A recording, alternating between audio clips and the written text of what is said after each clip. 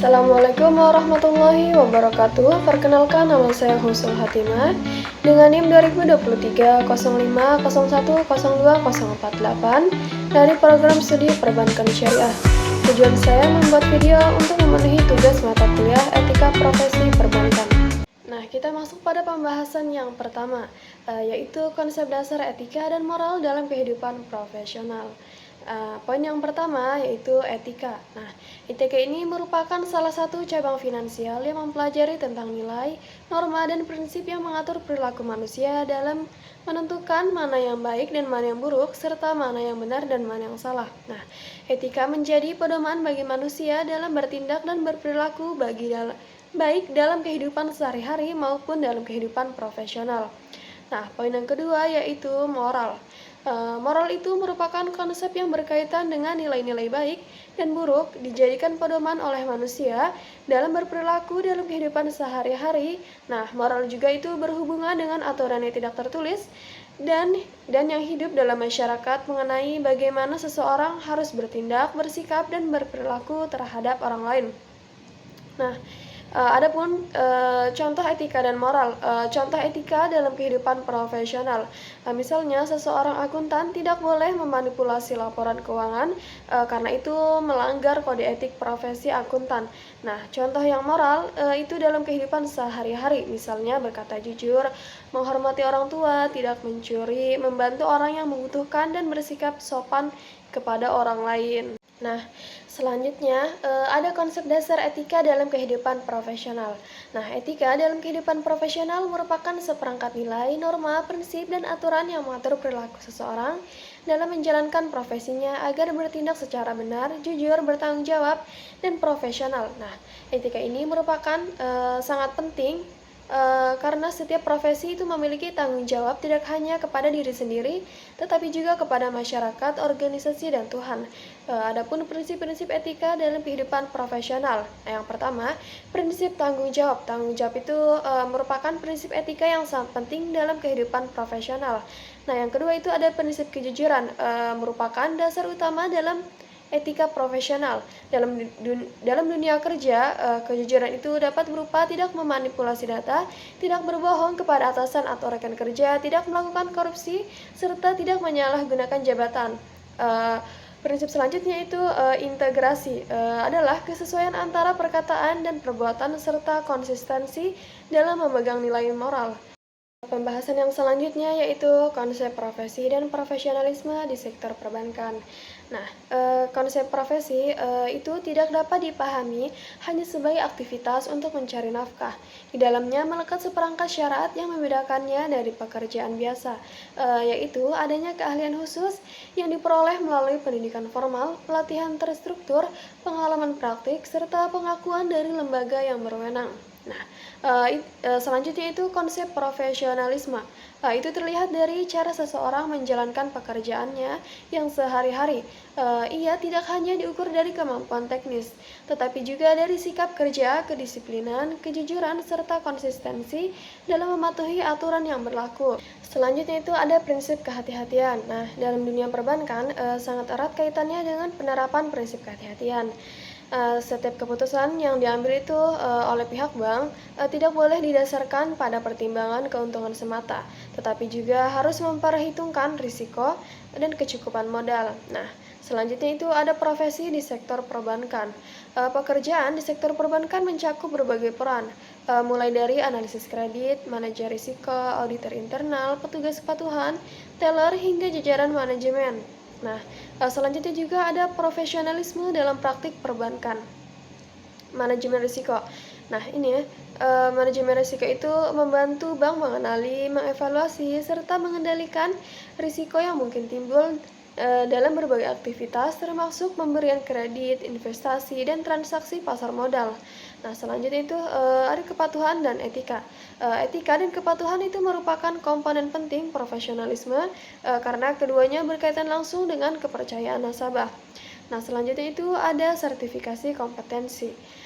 Itu menjadi bukti formal bahwa seorang pegawai memiliki pengetahuan dan keterampilan yang sesuai dengan kebutuhan profesinya. Nah, pembahasan yang selanjutnya itu prinsip-prinsip etika dalam perbankan. Nah, poin yang pertama, apa sih yang dimaksud dengan etika profesi dalam perbankan? Nah, jadi prinsip etika dalam perbankan adalah seperangkat nilai, norma, dan pedoman perilaku yang harus dipatuhi oleh setiap individu yang bekerja di sektor perbankan dalam menjalankan tugas dan tanggung jawabnya. Nah, secara umum, prinsip etika profesi dalam perbankan itu mencerminkan bagaimana seorang bankir itu harus secara profesional, jujur dan bertanggung jawab baik terhadap nasabah, institusi maupun masyarakat luas. Nah, poin selanjutnya itu prinsip-prinsip etika profesi yang harus diterapkan dalam dunia perbankan. Nah, jadi prinsip-prinsip etika profesi dalam dunia perbankan itu merupakan pedoman penting yang harus diterapkan oleh setiap insan perbankan agar tercipta kepercayaan, transparansi, dan stabilitas sistem keuangan.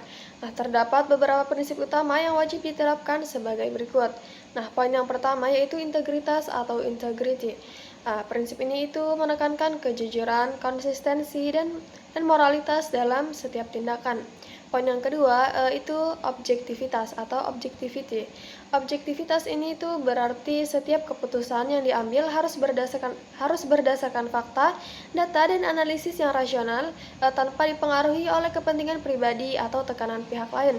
Nah, poin yang ketiga itu kerahasiaan. Prinsip ini tuh mengharuskan bank untuk menjaga seluruh informasi nasabah dengan sangat ketat.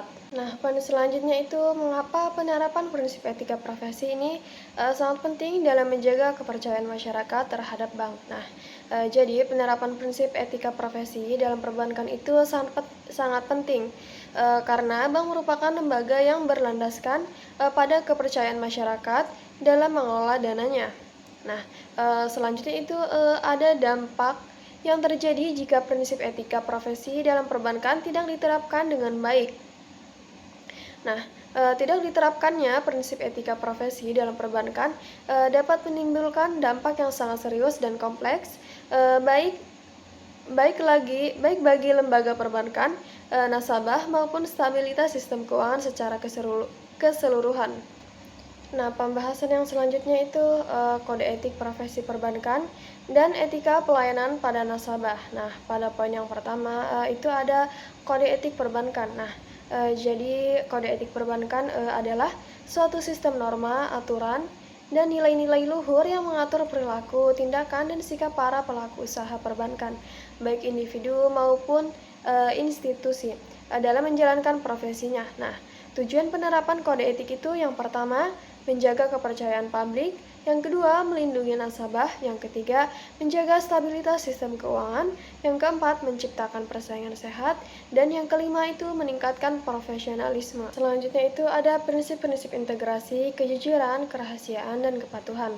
Nah, kita masuk pada prinsip integrasi dan kejujuran. Ini merupakan fondasi utama dalam kode etik perbankan. Nah, yang pertama ini integritas berarti konsistensi antara ucapan dan tindakan. Kalau kejujuran, menurut bankir itu untuk memberikan informasi yang akurat, jujur, dan tidak menyesatkan kepada nasabah. Nah, poin yang kedua ada kerahasiaan data nasabah. Jadi prinsip ini itu dikenal dengan istilah rahasia bank. Setiap bank dan karyawannya wajib merahasiakan segala sesuatu yang berhubungan dengan keterangan mengenai nasabah penyimpan dan simpanannya, kecuali dalam kondisi tertentu yang diizinkan oleh undang-undang. Selanjutnya itu etika pelayanan pada nasabah. Kita masuk pada poin yang pertama. Apa sih itu etika pelayanan? Nah, jadi etika pelayanan adalah norma, prinsip, dan standar perilaku yang harus diterapkan oleh petugas bank atau consumer service, teller, marketing, dan satpam dalam berinteraksi dengan nasabah. Nah, poin selanjutnya itu hubungan kode etik dan pelayanan nasabah. Kode etik dan pelayanan nasabah merupakan dua sisi yang tidak dapat dipisahkan dalam industri perbankan. Jadi, pelayanan adalah wajah depan bank yang terlihat oleh nasabah, maka kode etik adalah fondasi moral yang menopang wajah tersebut. Bahasan selanjutnya itu etika dalam pengelolaan keuangan dan transaksi perbankan. Kita masuk pada poin yang pertama, konsep etika dalam pengelolaan keuangan pada perbankan syariah. Nah, jadi etika dalam pengelolaan keuangan dan transaksi perbankan syariah memiliki posisi yang sangat strategis dalam menjaga keberlangsungan sistem keuangan yang berbasis pada prinsip-prinsip Islam. Nah, poin yang kedua itu prinsip-prinsip yang harus diterapkan dalam transaksi perbankan syariah. Nah, jadi prinsip-prinsip etika dalam perbankan syariah itu merupakan fondasi utama yang mengatur seluruh aktivitas pengelolaan keuangan dan transaksi. Nah, eh, kita masuk pada poin yang pertama, ini itu amanah atau kepercayaan. Nah, jadi mencerminkan kepercayaan yang diberikan oleh nasabah kepada bank untuk mengelola dana mereka secara bertanggung jawab. Poin yang kedua itu ada sidik atau kejujuran. Nah, prinsip kejujuran atau sidik ini menjadi pilar penting dalam membangun hubungan yang sehat antara bank dan nasabah. Nah, yang ketiga itu adil atau keadilan. Jadi prinsip keadilan juga memiliki peran yang sangat signifikan dalam perbankan syariah. Nah, keadilan dalam sistem ini itu mewujudkan melalui pembagian keuntungan dan risiko yang profesional antara pihak-pihak yang terlibat. Poin selanjutnya, bentuk pelanggaran etika yang terjadi dalam pengelolaan keuangan dan transaksi perbankan. Pelanggaran etika dalam pengelolaan keuangan dan transaksi perbankan syariah itu merupakan penyimpangan dari prinsip-prinsip syariah yang seharusnya menjadi landasan utama dalam setiap aktivitas operasional.